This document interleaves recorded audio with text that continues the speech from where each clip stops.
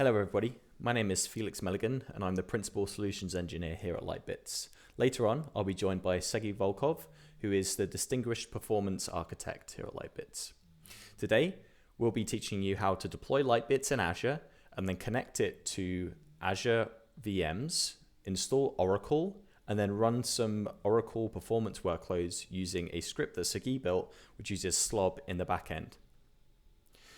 So what we'll cover in this video series is deploying the Lightbits cluster, looking at the Oracle test scripts, configuring the scripts, and then running the scripts and reviewing the results eventually. So let's get into it.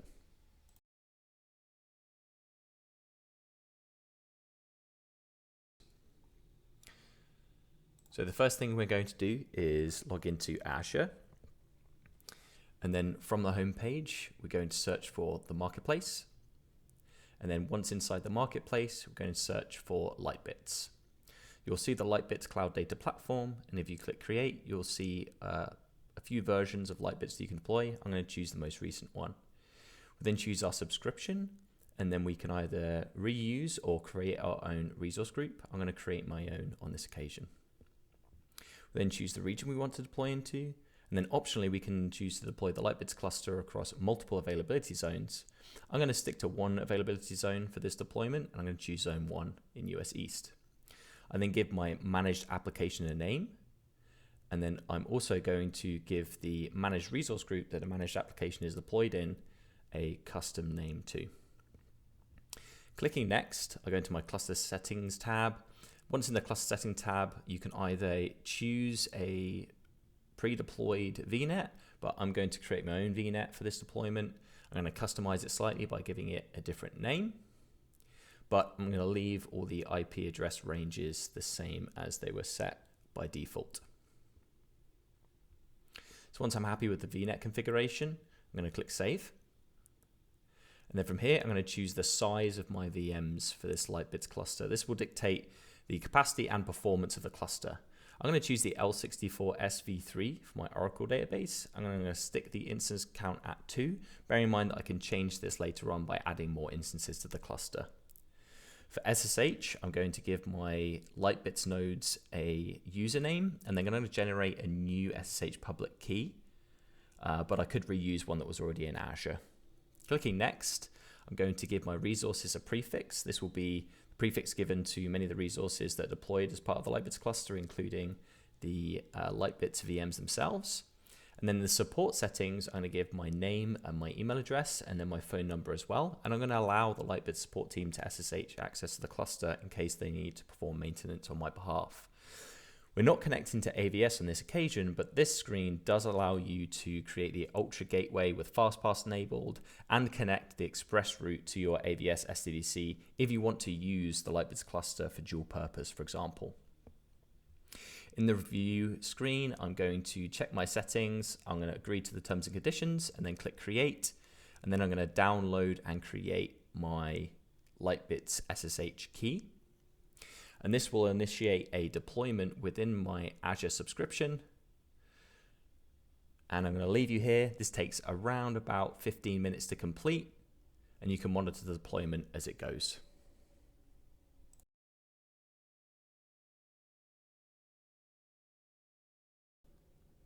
Now that I have my managed application deployed, I'm going to deploy my client, my Oracle database workloads.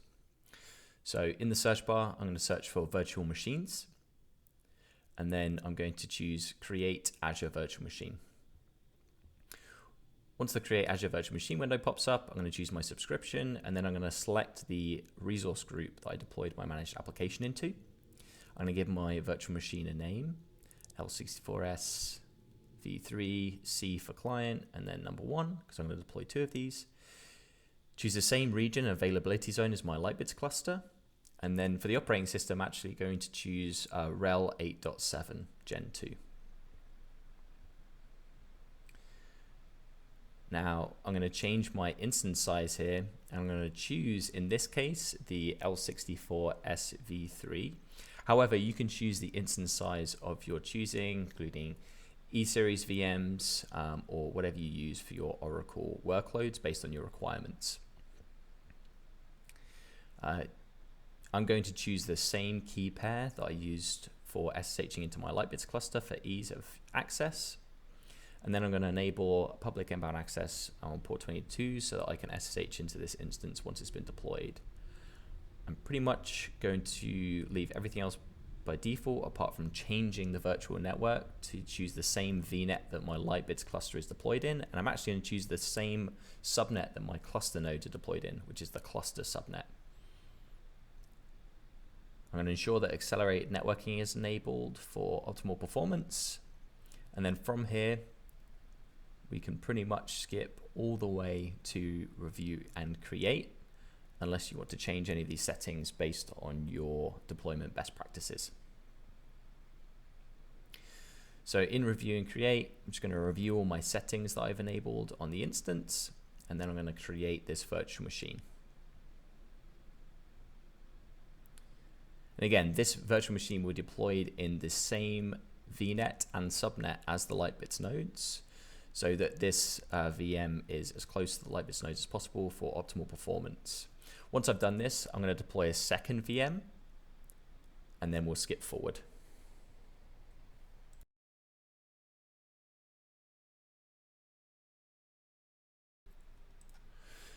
Right, so I've actually deployed my second VM here, and if I move to my Oracle demo resource group, you'll be able to see my first client and my second client that I deployed, as well as the managed application that the Lightbits cluster is deployed into.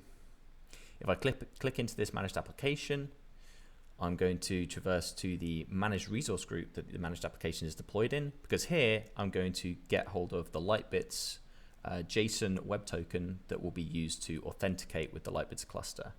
So inside the key vault, I go to IAM, add role assignment. I'm going to give myself as a user the secrets user. By default, we deny all access to secrets, and you must add yourself as a secrets user to be able to access the JOT, or the system JOT as it's called. So here I'm just adding myself as a secrets user, review and assign, review and assign. And then once my role assignment has been added successfully, I'm going to navigate to the secrets object on the left-hand navigation menu. And here you'll see all the secrets that we use within the Lightbits cluster. I'm going to choose the system JOT, select the current version, and then I can grab my Lightbits token here and copy it for use later. I'm now going to hand you off to Sagi so he can take you through the next steps.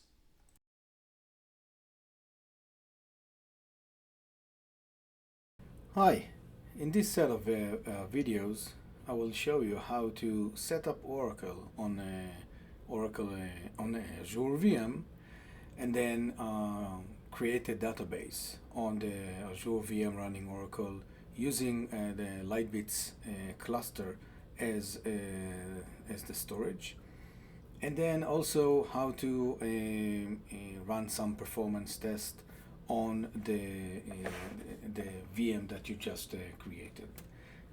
This is the URL of the GitHub repo that holds these scripts, and you can download it. It's publicly available.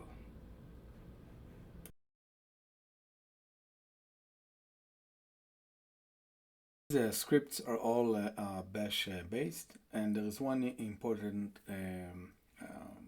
thing to understand about them.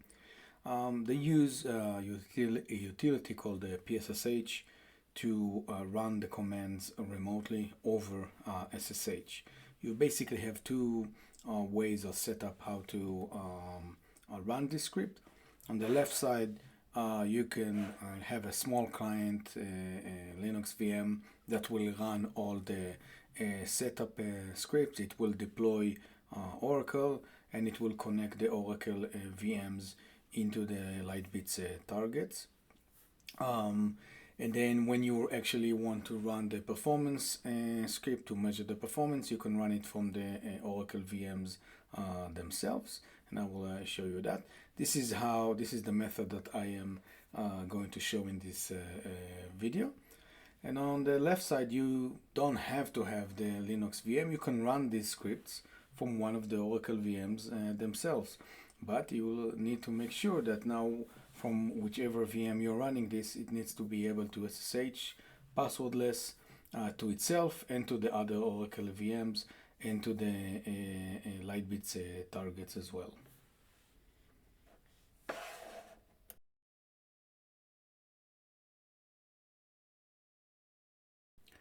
So now let's talk about the script themselves. As you can see, they are ordered from 0 to 10. And there's also included a run it all script where basically it will run all the script in one go. And you basically just recommend to do something like a Tmax or a screen in order to let all these scripts run.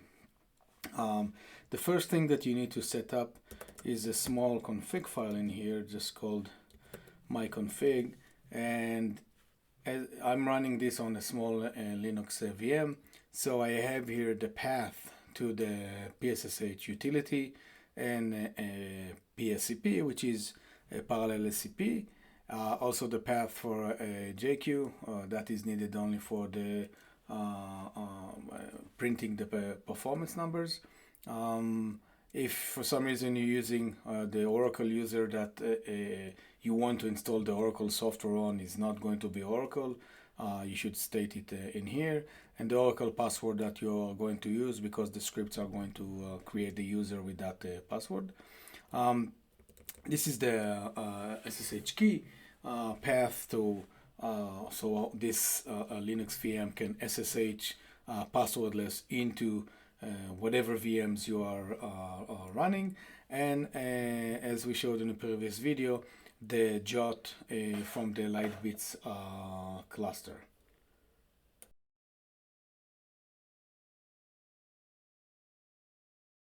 So the nice thing about using PSSH is that you can run all these commands, all these setups in parallel to several Oracle machines, and it will just run everything in parallel. In my case, I'm just using it with a single VM that is going to run Oracle for now. So we have a file called Oracle clients, but literally you can call it whatever name. And it holds basically a machine that we will need to SSH to. And the first script basically to run is to make sure that this client can SSH passwordless into this new Linux VM that we're going to install Oracle on. And we will run this also for the Lightbits targets, and then basically the SSH setup is created, and you can see that we can run SSH, run the command W, and without any password. The next step is basically to install all the packages that are required for on the Linux VM that is going to run Oracle. We will also update the kernel version to the latest long-term Linux kernel, and install all the requirements that Oracle needs in order to run the software. Every time you run one of the scripts, you can always take a look at exactly what are the variables that you need. And this is going to take some time. We'll let it run and we'll come back later. As you can see, the script basically installed a lot of RPMs that are needed in order to install Oracle. And the second script that we're going to run is just a little bit of tweaking for the operating system. This is adding NVMe TCP as a driver to make sure that it's loading, and also huge pages for Oracle and things like that. Again, if you just run it, you can immediately see what parameters you need in order to run the script.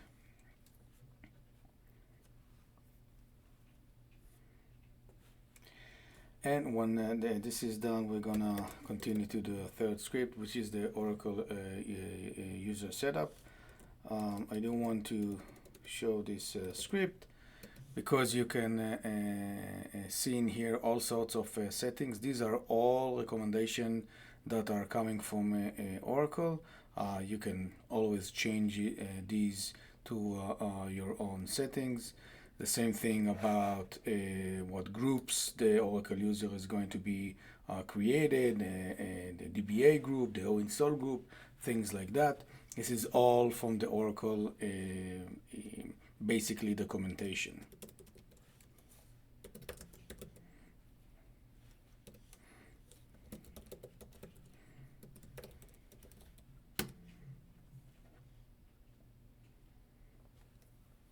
And the last script before we're doing a reboot will be to basically connect into the Lightbits cluster. The fourth script will basically connect the Oracle VM or VMs into the Lightbits cluster. This basically retrieves some executables from the Lightbit targets. Create a service basically that will start when the server will start, when the Oracle server will restart, so you will always have connectivity. You can always use the also the Lightbits discovery client. This was just easier for me to script. Let's run this. It requires the Oracle client that we want to set up, the Azure user that connecting into this Oracle client, and a file holding the Lightbits IP address targets.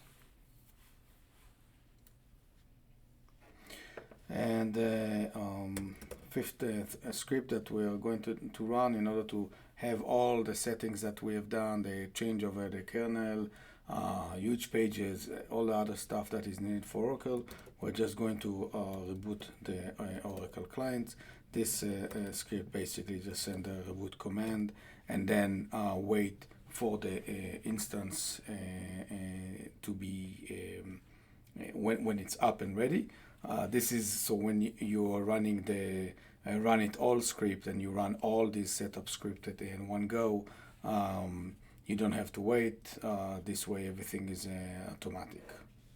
We're just gonna wait until the instance is back up. So once the Oracle VM with all the changes is up and running, we can continue with the setup. The next script, sixth script, basically copy the Oracle home. If you look into this script, you can see that I have here a path of my Oracle installation. This whole setup and automation was tested with the Oracle 19C. Most likely it will work with anything that is newer, but it does have an Oracle response file when you install the software that was tested with the 19C. So I'm providing the full path. Again, I'm also providing the full path to the Oracle home per the Oracle recommendation. The script also download the workload generator slob that we are going to test the Oracle performance with into the Oracle machine. The script also takes some time to run, so we're going to start it and come back when it is done.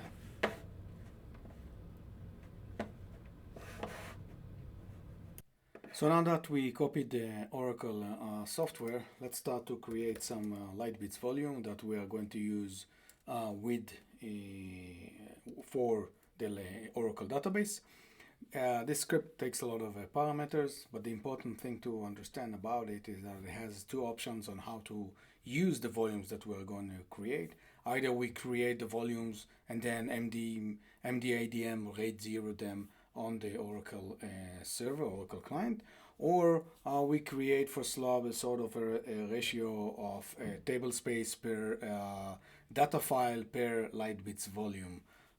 So 16 table spaces, 16 data files, 16 Lightbits volume.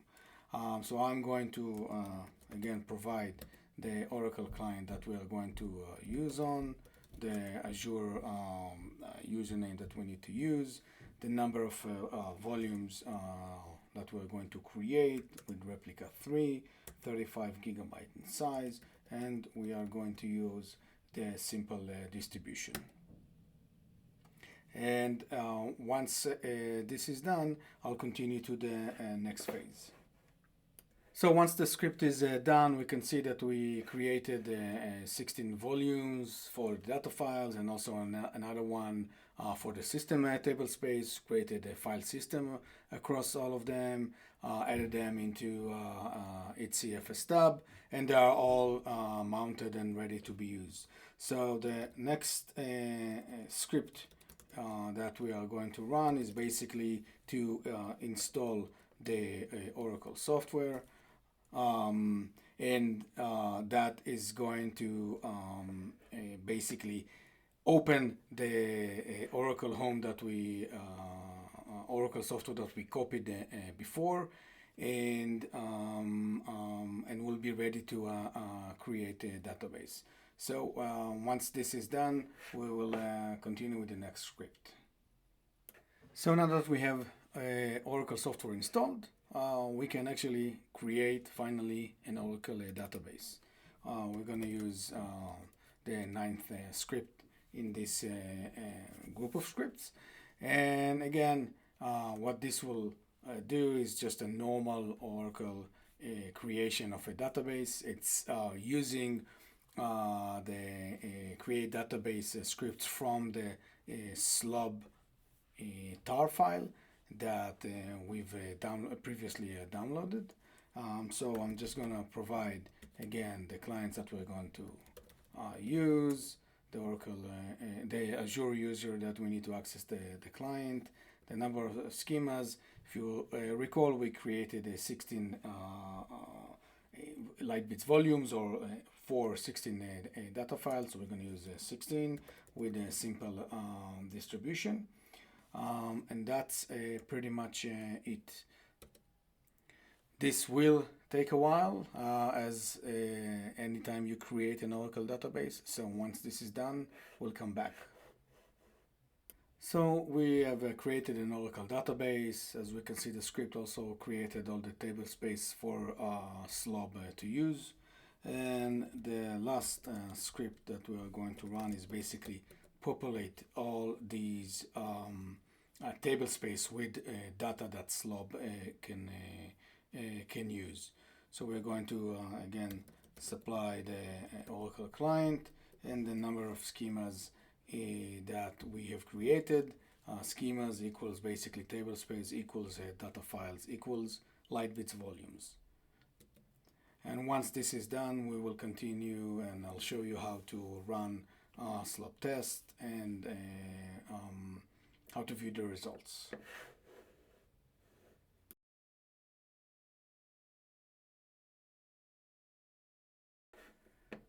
So we have finished loading the slob data into the database, and we've also restarted the database after that.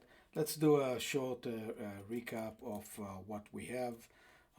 Right now we are on the Oracle client itself. If we'll run nvme list, we can see the Microsoft provided NVMe Azure disk that we are not using, and we can also see all the NVMe devices, NVMe volumes that Lightbits provided. We can look at the block devices. These are the Lightbits block devices, 16 table space, 16 data files, all mounted and on 16 directories, and we created another larger one for the actual Oracle database. We'll see the same thing if we look at what is mounted. Everything is basically created for the data to run. You can also see that we have almost completely populated the the file system on each of these Lightbits volumes or Oracle table spaces.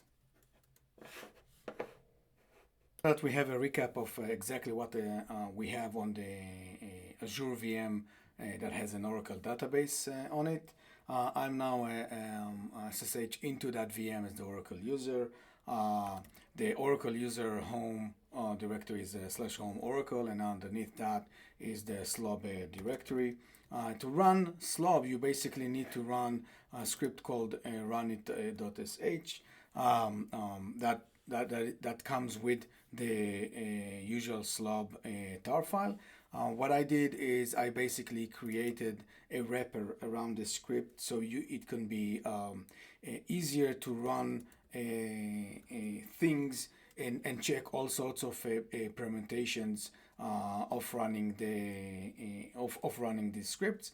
So, for example, in this case, what I'm going to run is slob update percentage of 100%, followed by 25%, 50, 20, and 0, which is basically read-only. I'm going to use 16 schemas. I'm going to run, each run will be 20 minutes, and I'm going to use 42 threads. So, but you can see how you can add to, these are all bash arrays, how you can add different number of threads, play with the number of schemas that you use, and all sorts of things. The nice thing about this script is that it basically wraps around all the valuable files that slob create for each run, like monitoring of IOStat, MPstat, and other things like that, and of course the AWR report for that. So I'm going to run the script, which is basically just giving it some sort of a name that will be a directory that will have all these files that I just described. I'll call it long1. I'll start to run it, and once this is done, we'll come back and see how to actually look at the data and how to use it. So now that the slob tests that we ran are finished, let's look into the name of the run that we used, which is long1, and what do we see in that directory. And you can see that there's basically an AWR report per each of our run. The name will always have the number of schemas used, number of threads, the update percentage, and the runtime, so you can always detect the correct permutation of slob that you ran, and the matching tar file of that will have basically anything that any other files that was created during these runs. As I mentioned, IOStat, MPstat, VMstat, the AWR report in HTML, and the slob configuration that we use for this run, and even the Oracle database ORA file, in case you want to also play with all sorts of changing Oracle database parameters. And so to print all of this, there's another script that I've created that is part of the repo. And if we'll just point it into the directory, it looks not very readable in here. We can just easily copy this, go into a spreadsheet, copy it into the spreadsheet, and now this makes a lot more sense, and we can read all the data. Basically, we have the node name. Remember, all these scripts you can also run on multiple Oracle clients. The number of schemas we use, threads, update percentage, the number of SQL executions, physical reads, in case that we have, this is a read-only, so we only have 5 physical writes, probably just redo log changes, and we see the same thing for all the permutation that we've done. That's the end of this set of videos, And I hope you enjoy it, and I hope that you will test Oracle on Azure using Lightbits storage.